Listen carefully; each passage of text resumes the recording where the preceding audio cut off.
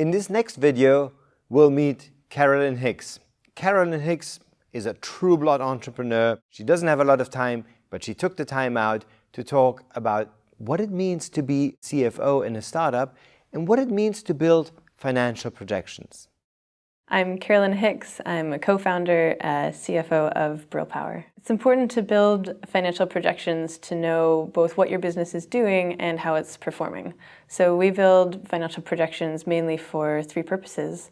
One, to make sure that we know exactly what the financial implications of our business plan is. We build them to be able to communicate our business externally.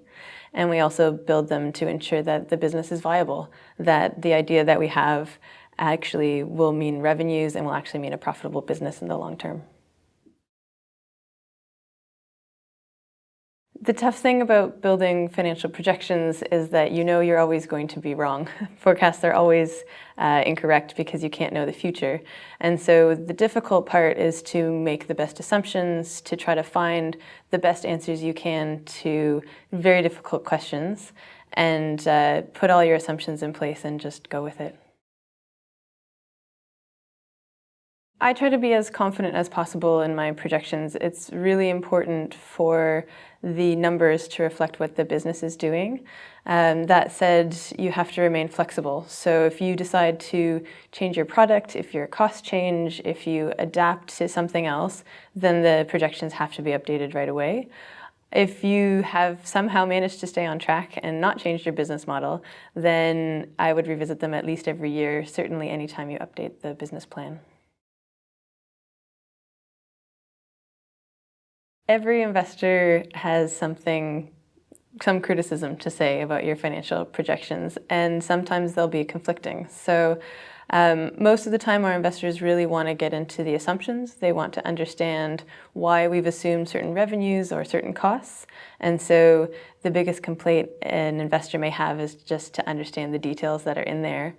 At the same time, we've presented the same financial models to different investors, and some will say it's too ambitious, and some will say it's not ambitious enough. So you can never get it perfect, but as long as you're confident with what's in there, then you've got it right.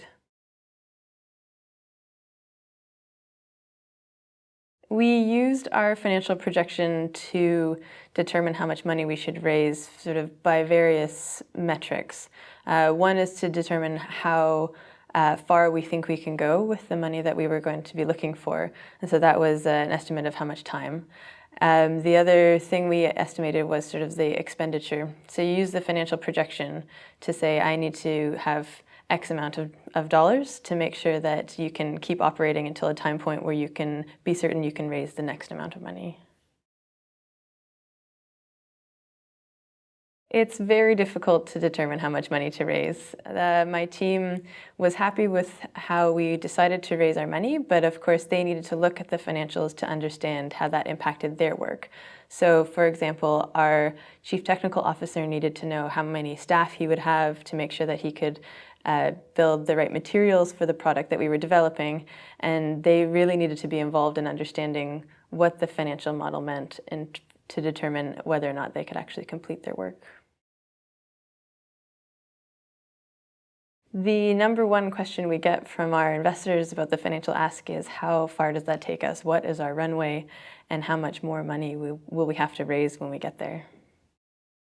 If you would like to review any of the concepts from this video, please click this button.